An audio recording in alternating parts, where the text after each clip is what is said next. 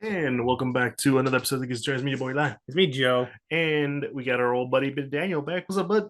Hey, what's up? I'm back again. Yeah, we're here to talk about the results of the Game Awards. So we're not gonna go over all of the results, but we will be going to the ones we talked about or in the past. Joey wasn't here for that, but he can give us 2 points, so it's fine. But we will be also going over some reveals about from the Game Awards. Not all of them because there was a couple, and then we don't know if we can talk about most of those. But obviously, we're gonna be talking about one being Sega announcing 5 different games at That is, once, and I'm just glad I'm getting Crazy Taxi back.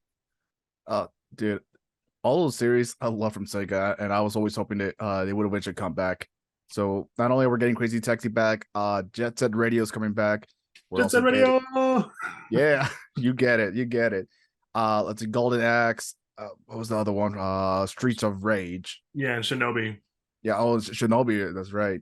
I don't even remember Shinobi, to be honest. I don't. It's one of the older ones too, so I don't blame Oh, you. okay. Yeah, and Or it's Sonic. cool. It, I want to say it's kind of like Sega's take on what's their game would be if they were doing their own Strider. But yeah, so Okay. so it's kind of cool that just like in the Strider reboot, it looks very similar as well. Look, well, what might be another Metroidvania style game. Nice. Uh, I know, Joe, you were just shocked to see that they were doing a Jurassic Park movie game. Well, I mean, the stick to Stega more. Kind of surprised no Virtual Fighter announcement, but then again, I feel like that has to come out at some point, right? Did it mention more? Uh, let's see. Aside from that, I don't think so. I was quite curious as well because I thought we were getting a Virtual Fighter 6 reveal, but if I remember correctly, I think I don't even know if this was an official source or not, but there's been talks about how they were going to reintroduce Virtual Fighter with a 6th entry because unlike Street Fighter or even Tekken that heavily influenced the series, it's probably the most realistic because you got the rage meter and all that kind of stuff, and you got Devil Jin and all the other weird crazy paranormal stuff in there as well. But with Virtual Fighter, it's mostly rooted in realism. So just looking at the way how they I could. Yeah, I read that thing too. I saw it on Twitter. yeah, Um, I'm like, yeah, no, do that because like this is the time where you, especially with fighting games, you want to kind of make yourself sort of like known. Like this is the more colorful era, I would yeah, say. yeah. So like they're just trying to figure out a way how to reintroduce Virtual Fighter in a way where it can still Mhm. bring out attention while just not straying away from what it is. Yeah. So yeah, no. So I can totally see them making more Virtual Fighter, not now, but future wise, Yeah, really. So I mean, that's we'll see. I mean, Crazy Taxi is just I'm hyped for that because I grew up playing that game. So hey, more Sega. uh, So it matters, but right? I'm very excited for Crazy Taxi. Mm-hmm. Love the series. Can't wait for BD Joe, Axel, and the rest of the guys to come back. Mm-hmm. Oh, dude, we gotta talk about OD. OD, that's right. So Fuck, that came out of nowhere. I've been waiting for that. Well, not the game itself because we didn't know anything about it, but I've been waiting for a horror game from Kojima for a while now. Because long story short, he was going to make a Silent Hills game that Mm-hmm. didn't pan out well because of beef with Konami or anything like that. And then he went off to form his own independent studio to create Death Stranding. Then I think a year or two later after that, he came out announcing that he's making a game for Microsoft for the Xbox, and that's what it came out to be. OD. It's funny because like, and what either you guys remind me, but wasn't he supposed to make that PT game, well, Silent Hill game, which sort of really was with Guillermo del Toro, Yeah, Yeah. yeah, and that's and what kind of infuriated me too, because like Guillermo del Toro has a long history of trying to make a horror game for a long time. I think with THQ, I think his game was it was supposed to be called Limbo. Insane, and maybe he had like two more other tries as well trying to make a horror game, Mm-hmm. but they didn't pan out. And then the cancellation of Silent Hills was the one that broke Del Toro, and he said he wasn't going to try to make another game for maybe ever or for a long while. So Yeah, that's what it was. that kind of hurt to hear from him say that. But we that another thing is that Jordan Peele will be involved with the creation of OD, so this will be really interesting to see. Yeah, no, that That is a crazy one. I mean, it's crazy that it's gonna be on Xbox because like everyone I hear has been like, what? And I'm like, yeah, it's well, Kojima isn't solely PlayStation guys. He can jump onto anything else. Right? Like that's the whole point of his studio. It's supposed to be independent, and he even says he wants to branch out outside of games too, like anime or movies. Mm-hmm. I mean, that's Kojima for you. Yeah. One more game to talk about before we go into the categories? I know the Jurassic Park survival horror game that I mean that interests me. I mean, we didn't really get to see like a little bit of gameplay, but Yeah. I mean, It's more like a Jurassic teaser, Park but yeah. horror makes sense. Mhm. Yeah. More horror games. Okay, let's throw that one in there because we all know we got to talk about it. Blade. We don't have Blade. we That, have that no was a idea what that very is. welcome surprise. We have no idea what it's gonna be about, but we all know that it's Blade and it's made by Bethesda, which probably will be Xbox/PC exclusive only. Yeah, the Yeah, guys that made I believe the guys behind Deathloop, Arcane Yes. Studios, is working on it. Oh fuck, Deathloop was good. Apparently, Was it? I've heard. I never played it. Oh, It's one of those things where everyone's excited, and I'm looking forward to it because like, okay, more superhero character games because right now it's only just Spider-Man, uh, the Suicide Squad because the Avengers bombed, right? well, I mean, it's gonna be dead. I thought it it's was been dead. dead. It's all offline now. I mean, I think you can still play online with friends, but they made everything free, so all the stuff you have to like grind for is now like available to you. Oh, nice. I know Midnight Suns is technically good, but no one really talks about it anymore. Like, I heard it didn't do well sales wise, but it is a hidden gem. I heard nothing but good things about it. And back to the Square Enix side, Guardians of the Galaxy, I still think it's heavily underrated. And I blame the Avengers for that. It is a great game. The story's great, and I really recommend people to go out and try that one. Yeah, because DC only has right now. There's gonna be an Injustice game. We all know that. Ed Boon would not disappoint us with that. Yeah. And then we have the Suicide Squad game, Which, and Arkham games are back. I mean, Gotham Knights, right? Technically, Knights, but that one kind of died too. like, I'm not sure about that one. Was it the same people that did Arkham Origins, the Gotham Knights? I don't know. maybe. I just know that game came out at a really awkward time because it came out around the same time as that CW show, and everyone don't know nobody want to talk about that CW show. What's CW show? Exactly. Exactly. I feel like you guys are forgetting Insomniac's Wolverine game that's supposed to come out. Oh yeah. That's true. Like, I believe that's their next project right now. Now that they finished Spider-Man 2, unless they're working on some DLC for it. I'll probably give it to a separate team to do the DLC. Let's see, I'm not sure if they're big enough to do like two separate teams, but it wouldn't surprise me if they can. Yeah. So, anyways, let's get started with some of these nominations that we talked about. We might be a little off because I can't remember exactly most of the nominations we had. But we'll start off with the innovation and accessibility recognition of software and hardware that pushes the medium forward by adding features and technology and content to help the games be played by, enjoyed by an even wider audience. So this wasn't part of the mainstream, but it was one of those prep ones, I guess. Yeah. One of the various awards they sort of announced in rapid fire. Yeah, because it was a Diablo 4, Forza Motorsports, High Five Rush, Marvel Spider-Man 2, Mortal Kombat 1, and Street Fighter 6. And the winner for this category was Forza Motorsports. And I'm going to have to give it to them because I don't know what the fuck Motorsports did. Yeah, I haven't tried it myself either, so I'm not sure exactly what they've done, but I'm sure whatever it is, they've done a great job with it. Oh yeah, they did their job. That's the most important. I mean, I love games a lot, and I would love it if we were able to make a way for like everybody to try out games, so like that interest in it as well. Yeah. Like try to get rid of those barriers. So, whatever they've done, great job to the team. Mm-hmm. No, I agree. You got anything to add on this? It's a racing game. It's a Forza Motorsport, always pretty well liked. It's I mean, if they're able to pull off various accessibility stuff, then yeah, more power to them. It's always nice to see. Okay, here's one that we know we talked about. The best esports event. It's the description is very self-explanatory. An event that deliver the best of a class experience for participation and the broadcast audience. We had the League of Legends World Championship, Blast TV Paris Major 2023, EVO 2023, the International Dota 2 Championship 2023, and the Valorant Champion 2023. And to the dismay of all three of us, because as people who attended this, 2023 League of Legends World Championship won. Yeah. Don't really know what to say to that. Like I don't keep up with the competitive scene for any of those games. No. All I can say is I think from what most people that usually go to Evo often, they say this was the best Evo they've been to in a while. So that's all the information I can really go off from. It's funny because if you go back to the announcement of this category, people you hear people going, "Ooh," when Evo was mentioned. So I was like, Really? "Oh shit, maybe they won." No, they didn't.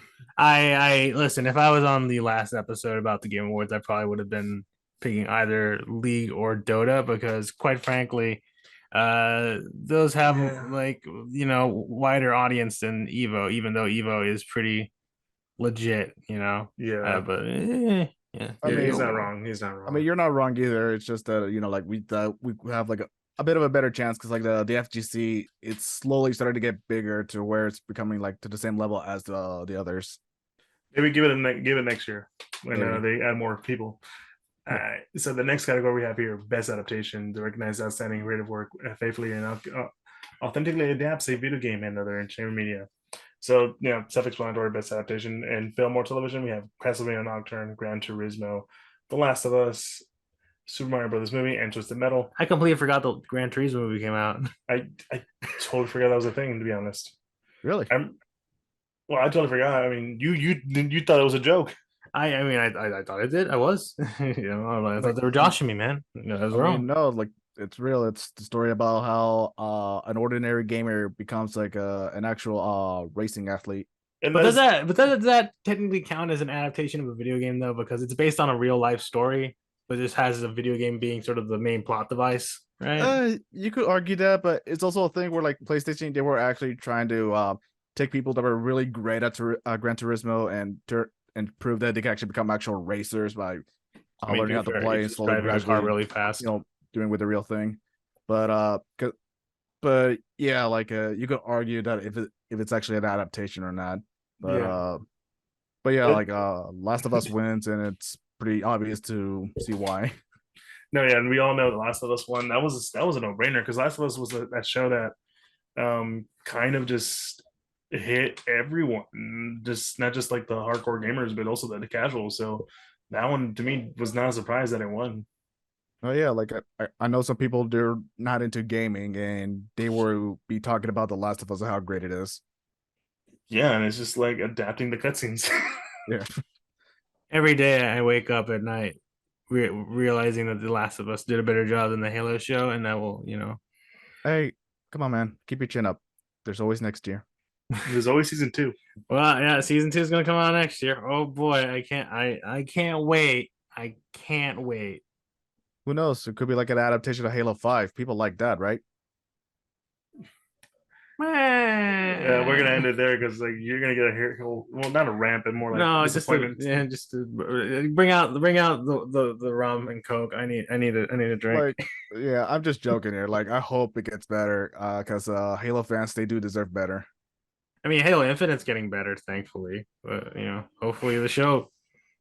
I'm surprised that wasn't a nomination for one of those best ongoing games. Yeah. Yeah, you know what? I'm surprised too. Because maybe next year they're salvaging the fuck out of that game. No, yeah, because I honestly would have put them in the category for best community support over Destiny 2. Oh yeah, no, you're right. Because considering what's been happening with Bungie, Holy all the shit. layoffs and stuff, man, that's and there's not people great. who are upset that they didn't even mention it in the Game Awards, which understandable. Yeah, you're right. They should have at least acknowledged that. I'm not denying that at all. All right, so what's the next category? The most anticipated game. So again, most of the ones we chose are pretty much self-explanatory because we try to save up time on speaking. So we got Final Fantasy VII Rebirth, Hades 2, Like and Giant Infinite Wealth, Tekken 8, and Star Wars Outlaws. To no surprise there, the winner for that one was Final Fantasy VII Rebirth, which comes out next month or just February? February 29th. Yeah. The special day of the leap year. February has like Tekken 8, Under Night, Persona 3 Reload. No, like it's very busy next year. Like Tekken 8, Like a Dragon, the Under Night sequel, Apollo Justice Ace Attorney trilogy, Persona 3 Reload. I need to play the Yeah, rest of them. I'm kind of a little bit nervous for Suicide Squad now for them because Oh, that's a especially lot. those news that came out of that. Yeah, so I mean, like, I'm not surprised. I mean, Final Fantasy 7, it's the actual sequel to the rebirth remake. So Yeah. and remake it left a lot of people just like wanting more, and especially that teaser, especially the presentation they gave it with that singer. Oh yeah. So yeah, no, they're putting their work in to get this game out and like hyping it up because Jesus, they teased Aerith's death. Spoiler alert! If you haven't known about this game forever. Or will she die? I mean, it's like what Blaze Blue said. You can't escape from crossing fate. Nah. Damn it! But no, yeah, it's a game that we're all like looking for. Like, no, that doesn't discourage any of these games because I've voted for Tekken 8. That's because like I'm gonna go for the underdog. Yeah, and then I said last time that I was more excited for like a Dragon Infinite as well because lots of things are going on with the game. I love the RPG aspects of it, what they're doing, and the story. It's probably going to be the most gripping story yet for the franchise. Mm-hmm. So, off the next category, we have the best fighting game. We have a God of Rock, Mortal Kombat 1, Nickelodeon All Star Brawl 2, Pocket Bravery, and Street Fighter 6. Okay, to no one's surprise. Actually, as I say this, a lot of people thought MK1 was going to take it because of how strong the casual scene for it is. I mean, which I kind But of no, get, yeah, because Mortal Kombat out of even Street Fighter as well, like has the biggest presence for fighting games out of everyone, and you can definitely tell too, because like out of all, I think the only other fighting game I can compare it budget wise as well is probably Smash Brothers, and that's why Mortal Kombat just looks amazing with each game as well, and being able to have all those crossover characters too. Right now with Omni Man or a Homelander and Peacemaker. no, you're right. I mean, like we said it before when we were talking about fighting games, like Street Fighter 6 is the one that really revolutionized. Not only does it have like good netcode, it's got good online play, it's got a lot of stuff for casuals. It's Yeah, just good doing everything crossplay, right. It's everything. doing everything right. So it was no surprise that it won that category Yeah, because and like like we mentioned as well, we love MK1. We like the combat in the game and everything. It's just that there's some things that need to iron out over time. yeah, the game. A lot of people have a bit of issues with both games. I feel, but I'm hearing more vocal from MK1 than I do Street Fighter 6 right now. Really? Because like I even hear like Sonic Fox says that Street Fighter 6 deserves it more than MK1. I mean, yeah, but Sonic Fox is gonna be Sonic Fox. He's more of an NK player. That To be fair. like that's what I'm saying. He's more of an MK player, so he was more supportive of Street Fighter 6 winning game fighting game of the year than MK1.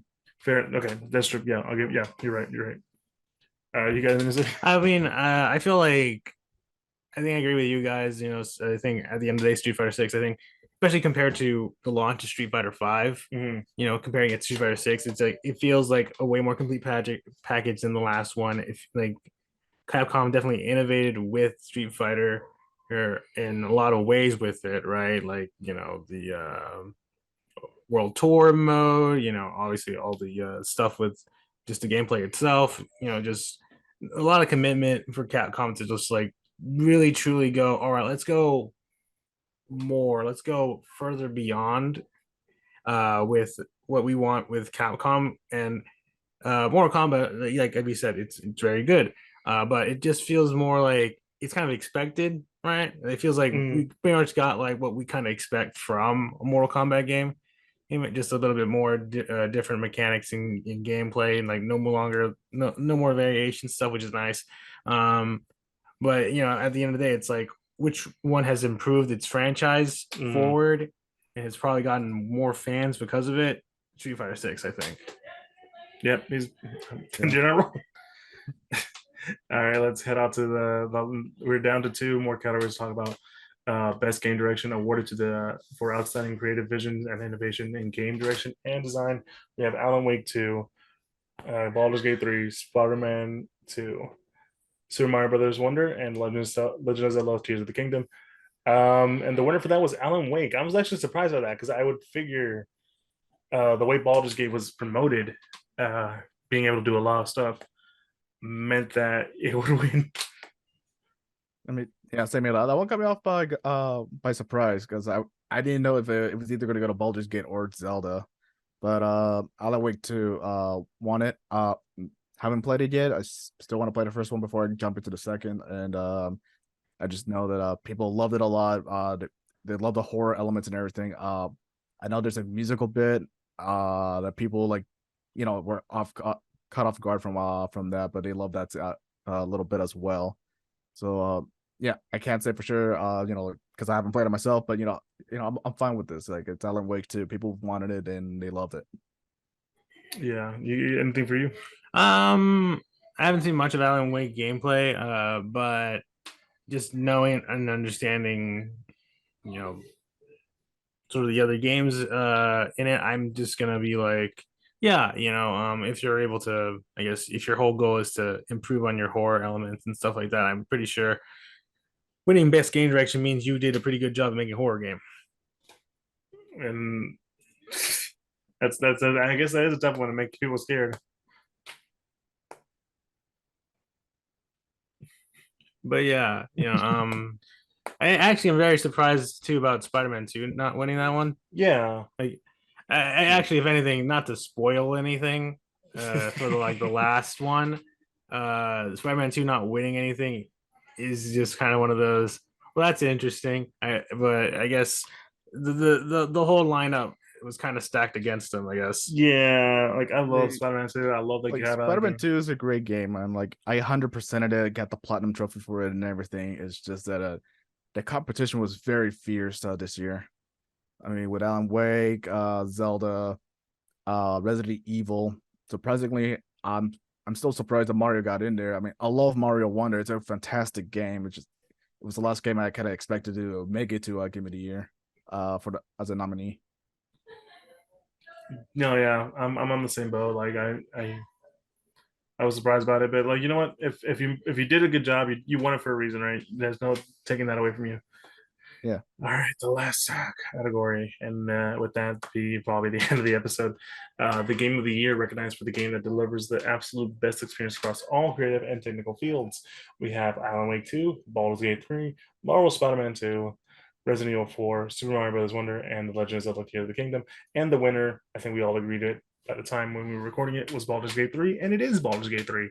Mm-hmm. Yeah, no, that game did us so fucking much. Like I think when I was talking about January last time, I was saying that it did so much that it kind of ended up hurting the JRPG games, in my opinion. Yeah.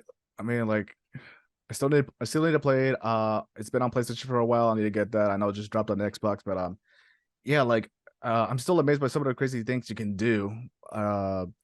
Like, I can I could go on and on, but if you already watched the last episode, then you don't want to hear it again. But when I say you can do anything, you can do literally anything. Like the level of freedom that it gives you, the player, is insane. So yeah, like it definitely deserves to win a game of the year. And do you got anything to say? Yeah, no, just from clips I've seen of it as well. It is kind of one of those, like, I think what makes it such a interesting game is just that player freedom. Like, it truly, because that's in the end of the day, that's what a lot of people like about games is that you have control and you can do whatever you want in certain games and stuff. And you know, a lot of people have fun like just trying to break a game. See, like like push like the limits of the game boundaries and stuff. Like, what can't I do? All right, like what? How can I mess up the game to make it do whatever I want? And the fact that Baldur's Gate 3 lets you do just all kinds of wacky shenanigans in it is, yeah, it's pretty cool. Well, in the face of all the other games, yeah, I mean, all those other games are great. Marvel Spider-Man 2, like we said, great. Legend of Zelda, always great You make a experience. giant robot in that game. Yeah, I mean, like it's kind of crazy. I feel like if I was on the episode, I would have been making a strong contention for Zelda. But I also will acknowledge that, yeah, Baldur's Gate 3 probably deserves it a lot because you know it's kind of one of those, like, it feels like a complete game, which is very refreshing in an era where a lot of games sort of have to have day one patches and like sometimes some things aren't working well at all. So I gotta give props to a team behind that. Yeah, there's nothing really much to say, and the fact that like this is the game that really just set a new standard, and the standard that, granted, I'm not saying that all, I do want all games to be like that, yes, but the level of extent to it, maybe not, but within reason, my guys, within reason. But yeah, no, it's nice to see a game that is like just out the open, just done, finished, no patches. Yeah. Thank God. Like even Cyberpunk had patches, and it only took until recently there were people are like, yeah, it's a good game now. So it sucks for Spider-Man because it didn't win the thing, and I really wanted to win at least one game, Yeah, one and I nomination. thought it was a surprise too, because usually Sony wins at least one award, and it hasn't. Nintendo and Xbox has, but Sony they ain't win anything this year. Hey, but you know what? We got more Xbox games coming out, and we got more Sony games coming out. Like 2023 has been a great year for gaming. 2024 looks like it's going to be even a greater year. And then 2025 is going to be crazy. I mean, yeah, like the beginning of the year is already going to be crazy, man. Yeah, I just can't wait. We're in a good time for gaming. Yep. But I think that's about it for this year's Game Awards nomination conversation. If you enjoy what you heard, be sure to follow us on all social medias: Instagram, Facebook, and Twitter. We're most active on Instagram, where you find a link to all podcasts that we're pushing part of, like our podcast, Google Podcast, Spotify, Pandora, all the like, and a link to the YouTube where you can put a face to the voice for all your audio listeners out there. Be sure to like, comment, subscribe, and all the good stuff. And we do have a Patreon for any form of support. And yeah, that's this year's Game Awards. It's been me, your boy Eli. Me, Joe. This is your boy Daniel, and, and you guys have a good one. We'll see you for the next year's Game Awards. And maybe Spider-Man will win something. Yeah. So, and Pizza Tower, you may not have won indie debut for this year, but just keep in mind you are my indie game of the year in my heart. And that's how to go about it. All right, you guys have a good one. Peace.